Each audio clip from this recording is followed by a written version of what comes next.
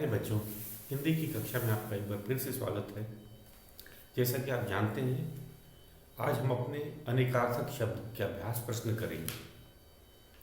और हमने अब तक इस पाठ में क्या जाना, पहले इसकी परिभाषा पे आ जाते हैं। अनेकार्थक शब्द होते क्या हैं? जैसा कि आपको शब्द से ही पता चल रहा है कि अनेक आर्थक, अनेक अर्थ, वह शब्द जिसके एक से अधिक अर्थ होते हैं उन्हें अनेकार्थक शब्द कहते हैं। और इन ऐसे शब्दों का हम जब वाक्य में ही इनके अर्थ का पता चलता है। तो आज हम इनके अभ्यास प्रश्न करेंगे और शुरुआत करते हैं। आपको जो तालिका दे रखी है पेज नंबर 64 में, जैसे हार के दो अर्थ होते हैं, माला और पराजय। आम एक फल भी होता है और साधारण चीज को भी आम कहा जाता है। हल खेत जोतने का यंत्र भी होता है और समाधान के लिए भी हल कहा जाता है। घट का अर्थ दो होता है, घड़ा और कम। अर्थ का धन और कारण, नग का पहाड़ और रत्न, कर का हाथ और टैक्स, मगर का मगरमच्छ और किंतु, वार का दिन और आक्रमण, सोना नींद और स्वर्ण, कुल का संपूर्ण और वंश, बस का पर्याप्त और वाहन। तो शुरू करते हैं अपना पहला अभ्यास प्रश्न, सही जोड़ी बनाओ। बच्चों, ये है हमारा अभ्यास प्रश्न, सही जोड़ी बनाओ।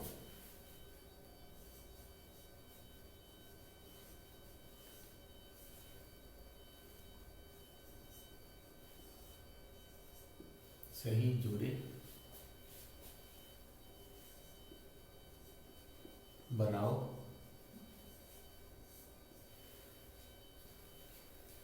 मैं पहले शब्द लिखता हूं, उत्तर, फिर है अंबर,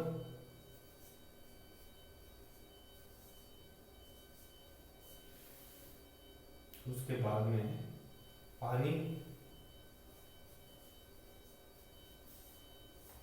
फिर तीर। और अर्थ भी रखे हैं, जल, इज्जत, बाण,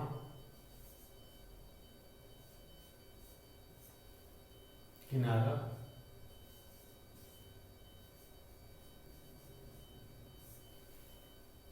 दिशा,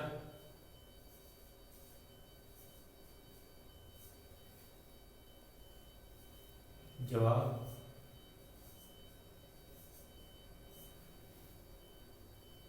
कपड़ा,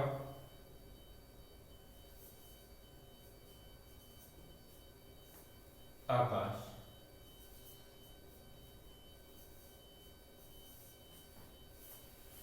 तो हम सही मिलान करते हैं। आपको पता है उत्तर जो है दिशा भी होती है और जवाब भी, तो इसका हमने सही जोड़ा बनाया। अंबर को कपड़ा और आकाश कहा जाता है, पानी जल और इज्जत होता है, और तीर बाण और किनारा। तो इसे एक बार फिर से देख लीजिए। उत्तर का अर्थ दिशा और जवाब होता है, अंबर कपड़ा, आकाश, पानी जल और इज्जत, तीर बाण और किनारा। चलते हैं दूसरे प्रश्न में।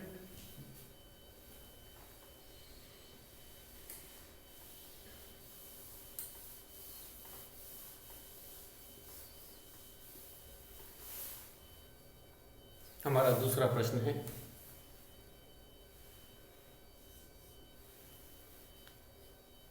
रेखांकित शब्दों के अर्थ लिखो। रेखांकित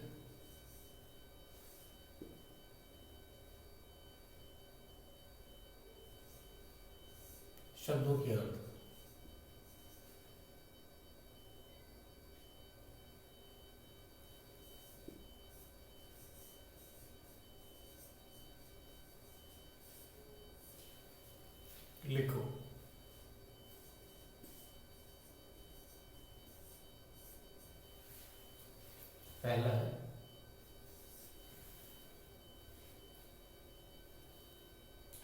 परीक्षाफल कब आएगा?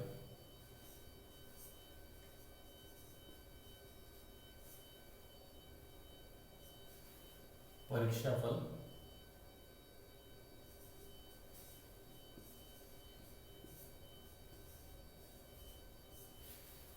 कब आएगा?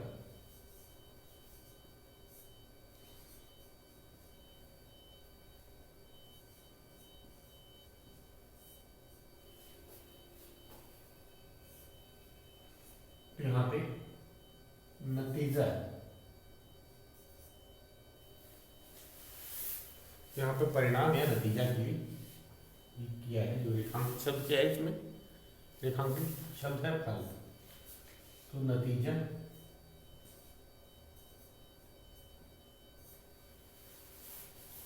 दूसरा है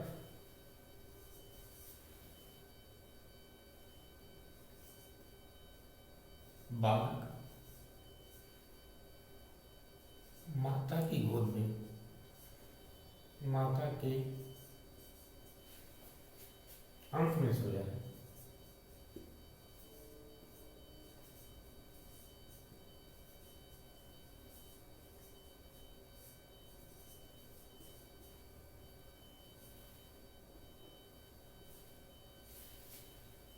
तो यहाँ पे अंक का अर्थ है संख्या नहीं, गोद विधि कहा गया।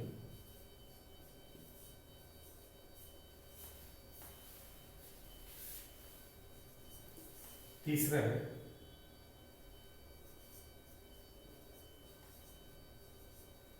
अंबर में पक्षी उड़ रहे हैं।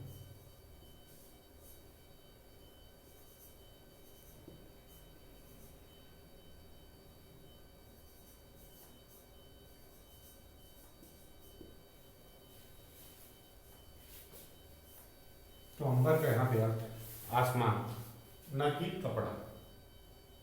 आकाश, आसमान नहीं, आकाश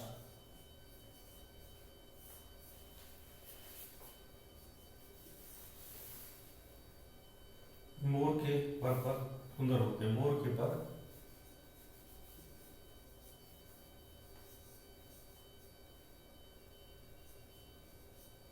ये रेखांकित भी है, सुंदर होते हैं।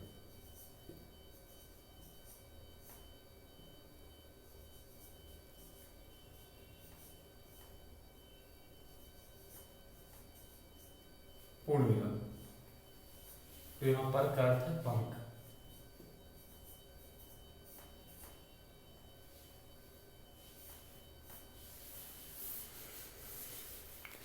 तो बच्चों हमारा दूसरा प्रश्न था, एक बार फिर से देख लेते हैं। तुम्हारा परीक्षा फल कब आएगा? फल का अर्थ है यहाँ पे नतीजा। बालक माता के अंक में सोया, अंक का अर्थ है यहाँ पे गोद।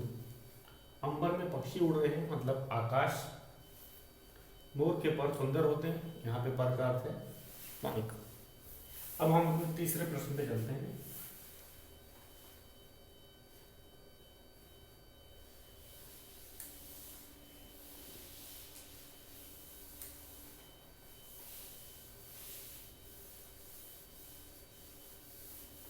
हमारा तीसरा प्रश्न है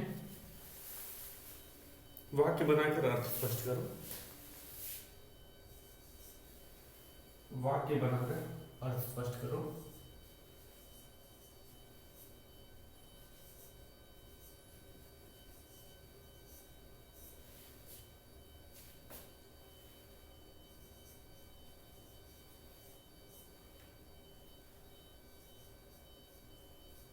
अर्थ स्पष्ट करो। जैसे कि मैंने आपको बताया था कि अनेकार्थक अर्थ तभी स्पष्ट होता है जब तक हम उसका वाक्य न बनाए। अनेकार्थक अर्थ उस शब्द का तभी पता चलता है जब तक हम उसके वाक्य न बनाए। तो आज हम यही करेंगे। हमने शब्द दे रखा है, पहले दिया है शब्द, फिर हमें उसका अर्थ लिखना है और फिर उसका वाक्य। ये तीन चीजें हमें करनी है। सबसे पहले हम लिखेंगे शब्द, फिर उसका अर्थ और फिर वाक्य बनेगा। तो सबसे पहला शब्द हमें दे रखा है अंक। पहला दिया है अंक। तो अंक के दो अर्थ होते हैं, एक हो गया संख्या, दूसरा हो गया गोद।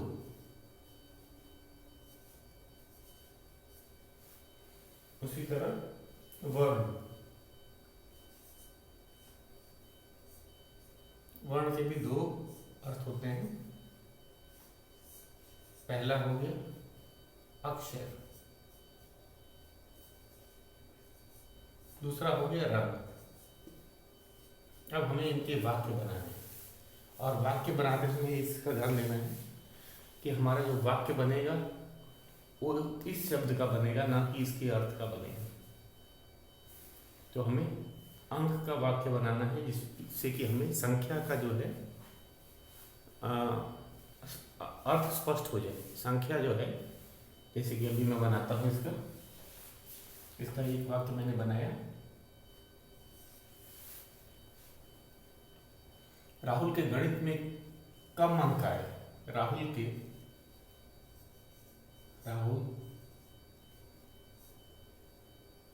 को गणित में कम अंक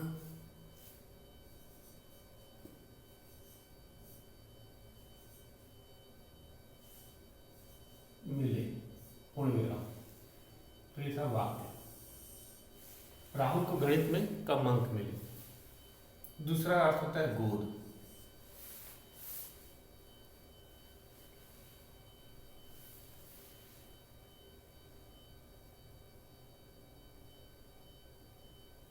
बच्चा मां की गोद में लेटा है। बच्चा मां की गोद में, मां के अंक में, मां के अंक में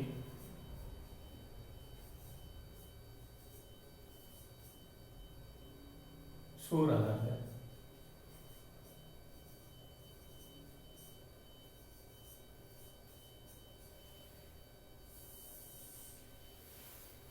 वर्ण का होता है अक्षर।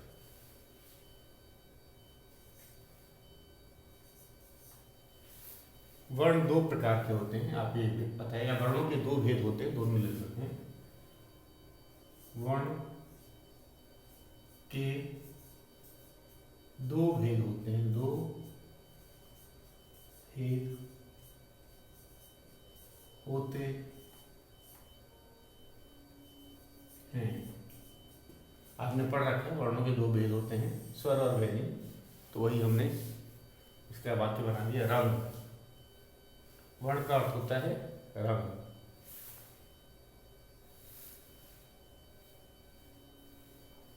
मोहन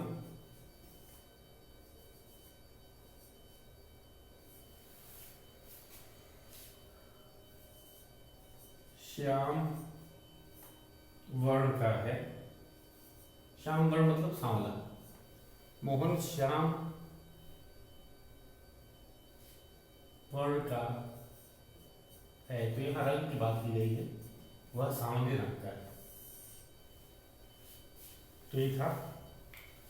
तो देखो बच्चों, हमने अंक और वर्ण इनके दो दो अर्थ लिखे और वाक्य बनाए जिससे कि वह जो अर्थ स्पष्ट हो जाए। जैसे अंक हमने संख्या बताया, तो राहुल को गणित में कम अंक मिले। तो एक अंक का अर्थ होता है गोद, तो बच्चा माँ के अंक में सो रहा है, तो गोद शब्द का अर्थ इसमें आ रहा है, यहाँ संख्या का अर्थ आ रहा है। उसी तरह वर्ण का है अक्षर। वर्ण के दो भेद होते हैं। मोहन श्याम वर्ण का है, तो रंग का अर्थ स्पष्ट हो रहा है, अक्षर का। आगे चलते हैं, दो और शब्द हैं हमारे पास।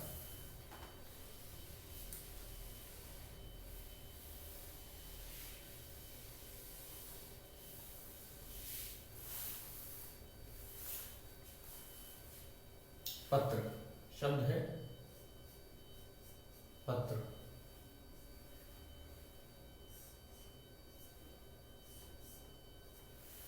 और दूसरा है फल।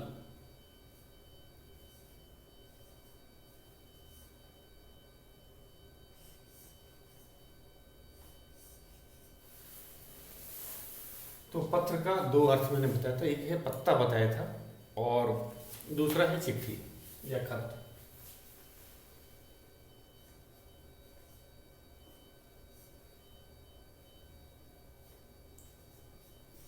चिट्ठी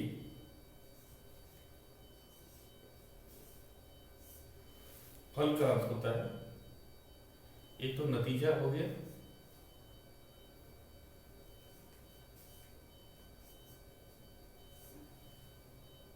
पेड़ से प्राप्त, पेड़ से प्राप्त फल, जैसे कि आम सेब केला ये सब पेड़ से हमें प्राप्त होता है। हम तो लिखेंगे, अब इसका वाक्य बनाते हैं।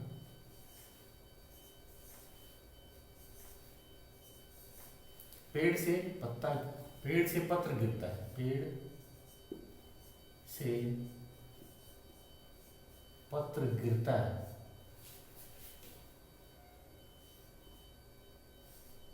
गिरता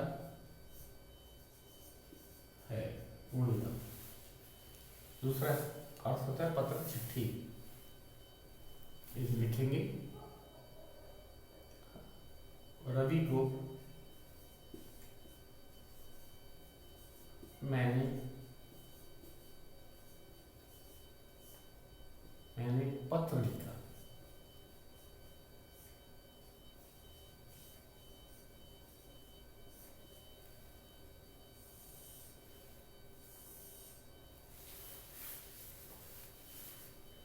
दूसरा है फल, एक है नतीजा, मेरा परीक्षा फल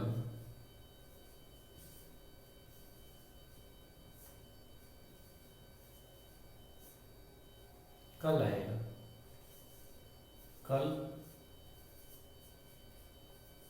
आएगा। तो यहां पे नतीजा के लिए हमने इसका प्रयोग किया है, मुझे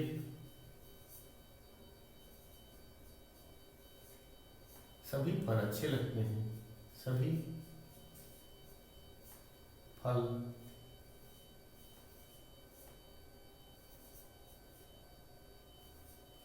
अच्छे लगते हैं।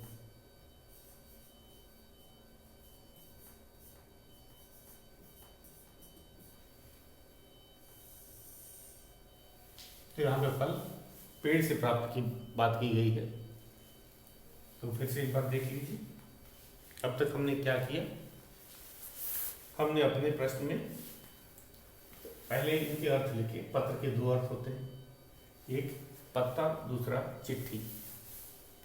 तो पत्ता का हमने वाक्य में प्रयोग किया, इस पत्र के किया, पेड़ से पत्र गिरता है, तो यहाँ पे हम पत्ते की बात कर रहे हैं। दूसरा है चिट्ठी, तो रवि को मैंने पत्र लिखा, तो यहाँ पे हम चिट्ठी की बात करें। ये पत्र का अर्थ है चिट्ठी। फल का होता है नतीजा, मेरा परीक्षा फल कल आएगा, तो किस फल की बात कर रहे हैं? तो नतीजा है, परीक्षा का नतीजा परीक्षा फल कहलाता है। दूसरा जो पेड़ से प्राप्त फल होते हैं, मुझे सभी फल अच्छे लगते हैं, तो यहाँ पे पेड़ से प्राप्त फल की बात की गई, जैसे कि आम सेब केला आदि। तो ये था बच्चों हमारा तीसरा प्रश्न। अब हम चलते हैं अपने चौथे प्रश्न पे।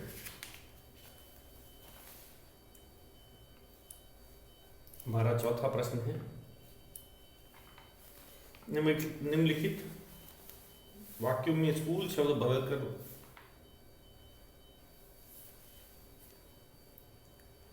वाक्य को शुद्ध कीजिए। तो हम लोग लिखते हैं, इसमें हमको शब्द बदलना है, जैसे कि जो गलत है उसे सही करना है। प्रमाण लिखा है, मैंने दादाजी को प्रमाण किया, प्रमाण एक गलत शब्द है, तो जो अशुद्ध शब्द है उनको बदल करके शुद्ध करना है। तो हम चलते हैं अपने चौथे प्रश्न की।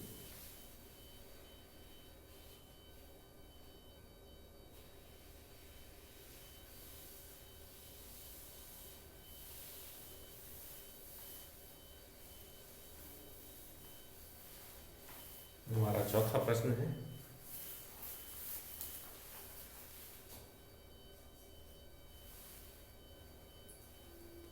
निम्नलिखित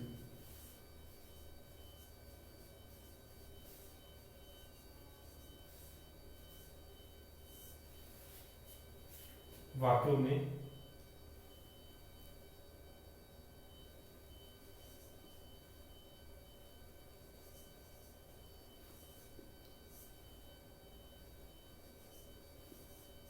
अशुद्ध शब्द को अशुद्ध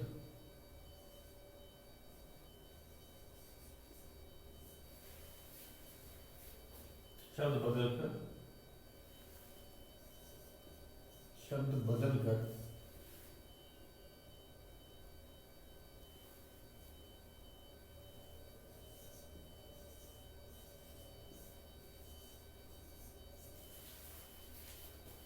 वाक्य शुद्ध कीजिए। वाक्य शुद्ध कीजिए।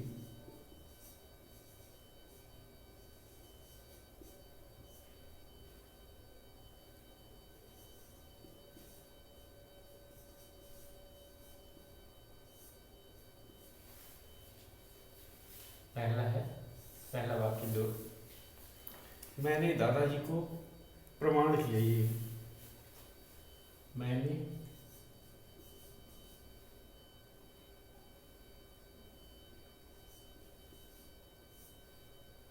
दादाजी को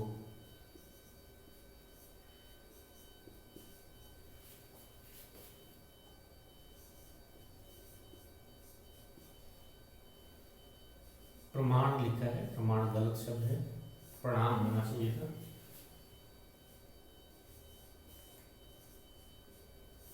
सामने से शुद्ध करके दोबारा हमें लिखना है।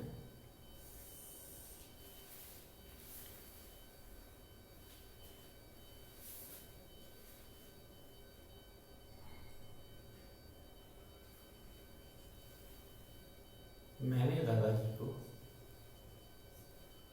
मैंने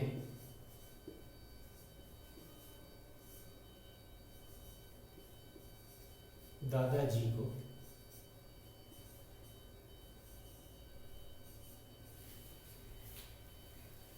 प्रणाम किया। तो प्रमाण नहीं होगा, प्रणाम होता है, प्रणाम किया। हमारा दूसरा वाक्य था, पवन सूत, पवन सूत, सूत गलत है, अशुद्ध है। हनुमान राम के भक्त थे। हनुमान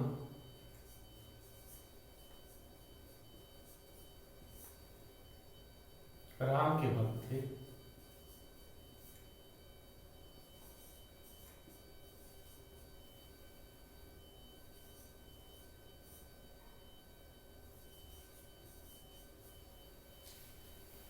तो यहाँ पे क्या गलत है? सूत गलत है, पुत्र होना चाहिए, पवन पुत्र। सूत की जगह हम पुत्र लिखेंगे।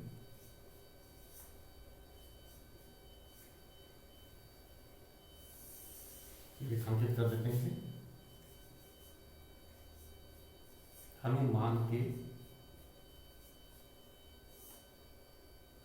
राम के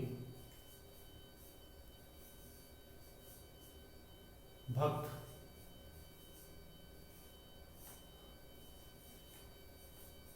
थे। मैंने दादाजी को प्रणाम किया। दूसरा है, पवन पुत्र हनुमान के पुत्र थे। तो शुद्ध गलत था, शुद्ध की जगह में पुत्र लिखना था। यहाँ प्रमाण लिखा है, प्रमाण की जगह प्रणाम लिखना था। तो ये दोनों अशुद्धियाँ थी। हम आगे चलते हैं, दो और वाक्य हैं।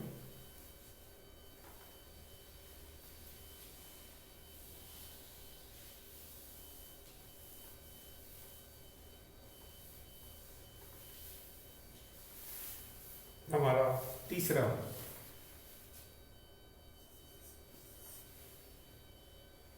हमें बड़ों का सम्मान करना चाहिए। हमें बड़ों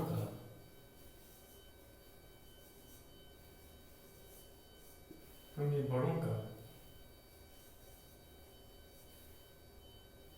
सम्मान, सम्मान लिखा है, गलत है, अशुद्ध है, मैं रेखांकित कर देता हूं। करना चाहिए।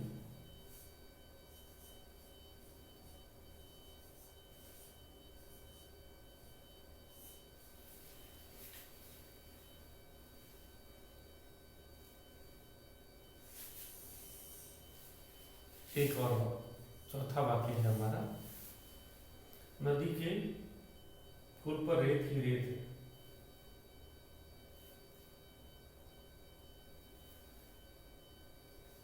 नदी के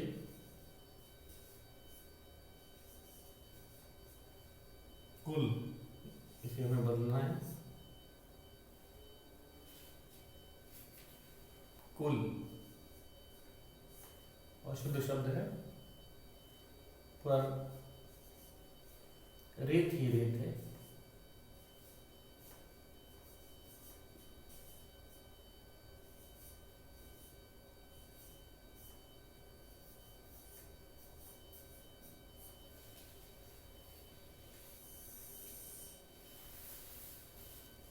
तो यहाँ पे क्या होगा बच्चे, हमें बड़ों का सम्मान करना चाहिए।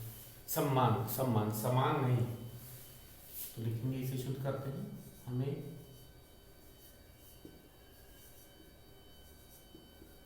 बड़ों का सम्मान,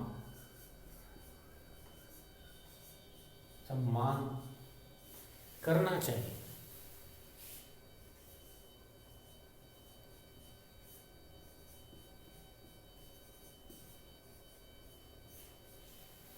दूसरा, नदी के तीर पर, कुल पर नहीं, कुल तो वंश को कहा जाता है, नदी के तीर कहेंगे, नदी के तीर पर, तीर मतलब किनारे, तीर पर रेत ही रेत है, रेत ही रेत है, पूर्ण विराम। तो ये था बच्चों हमारा चौथा प्रश्न। उसके बाद है क्रियाकलाप का एक प्रश्न है, जैसे कि चार्ट पर 10 अनिकार्थक शब्द लिखो और चित्र चिपकाकर उसका अंतर स्पष्ट करो। और इसे आप अपने ड्राइंग शीट पे कर सकते हैं, बहुत ही आसान है। तो ये है हमारा क्रियाकलाप, जो अंतिम प्रश्न है उसको भी हम लोग एक बार देख लेते हैं। इसमें क्या करना है, इसमें आपको 10 अनिकार्थक शब्द लिखने और चित्र चिपकाने, जैसे कि तीर, तीर हो गया, तो जैसे हमने एक शब्द लिया तीर, तो तीर के 2 चित्र चिपकाने हैं, एक कि नदी का किनारा दिखाने के लिए कि ये नदी है और ये तीर है, और दूसरा जो बाण से छोड़े जाने वाला तीर होता है वो आपको दर्शाना है। तो नदी का किनारा भी आ जाएगा, 2 चित्र हो गए, और एक, तो तीर के 2 अर्थ होते हैं, चित्र से ही हमें पता चल जाएगा कि नदी का किनारा और तीर का अंतर एक होता है। तो ये था हमारा क्रियाकलाप, इसे आप स्वयं कर सकते हैं। और आज के लिए इतना है, कल हम अपना 18वां पाठ पढ़ेंगे, जो कि है अशुद्धि शोधन। तो आज के लिए बस इतना ही।